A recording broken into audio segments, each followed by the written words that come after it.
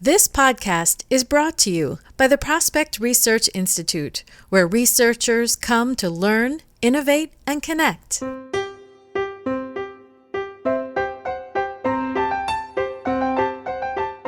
Hi, I'm Jennifer Filla, CEO and founder at the Prospect Research Institute, and this is a member tip edition of Chat Bites. So I've been thinking a lot about trainings.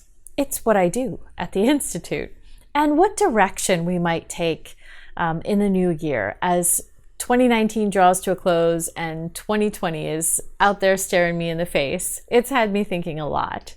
And I'm realizing, even with myself, as I examine all the different ways in which I learn and train myself to do my jobs, that there's just so many resources out there, right? There's books and blogs, there's Twitter feeds, there's conferences to go to, there's trainings and courses and workshops, and oh my, how can I put all that into perspective? And there's really only so much time in a day. So how can I really leap ahead and get myself on the right path, on the path I want to be on with my learning and my goals? And it occurs to me, as I'm looking to do this for myself, that one of the ways we can do that is to categorize, because all of these different opportunities really are valid opportunities. One isn't wrong, one isn't right, or better or worse. They're very different. And once we understand that, it helps us make great choices. So how can you categorize? Well, for prospect research, the big category we often face, especially early in our career, but even later, things are changing fast. Information technology is just overwhelmingly fast. And this first two categories, which can be separate or are most often together, really fit a lot of research needs. And that's knowledge and also technical skills. So a lot of times we need the knowledge and as we employ the technical skills. And I'll give you an example. So in fundraising, we do a lot of profiles, right? We do research on our individual prospects, corporation, foundation prospects as well. And we have to understand the basics of fundraising, the motivations of donors. Otherwise, we wouldn't know what information to put into those profiles. We would put everything in there, and that wouldn't be helpful. So in that way, knowledge and technical skills are combined, but they're not always combined, are they? Sometimes we need knowledge to fit our technical skills. Why? Because we're often self-taught, and sometimes the gap is knowledge. We learned a technical skill just to get by, like just to get that one profile done, or just to get that one analysis project done. And whew, it's over, we're done. So we didn't really get the full picture of that comprehensive knowledge of how we should accomplish projects. So sometimes we have to go back and get that knowledge. Another area is trends and analysis. So even though we know how to do our job, we have great knowledge, we have great technical skills, things change. The landscape changes, and in many different ways. So that can affect us in understanding fundraising practices and strategies.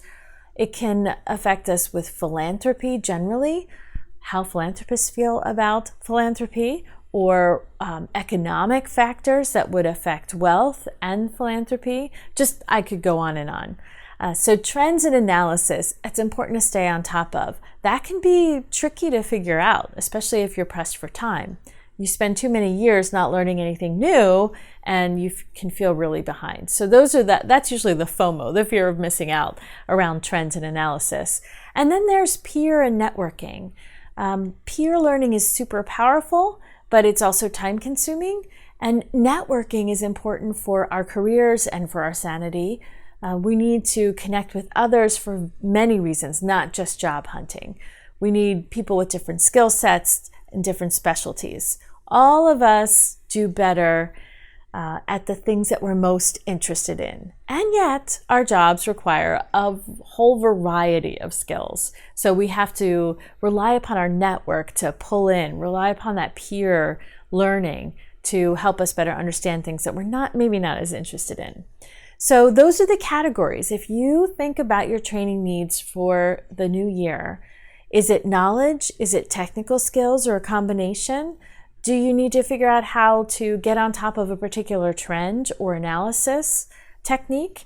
Is it peer networking? Are you looking to supplement somewhere? For example, I was getting a lot of leads, a lot of potential clients calling me from startup nonprofits. I'm not really helpful with startup nonprofits. I'm expensive. They don't know how to use the research or the prospect lists. So I hunted around until I could find a consultant that I felt really comfortable sending those people to. And it has worked out well. I've gotten feedback back from that network that says, yes, he was amazing. He really helped us, got us to the next level where we needed to be.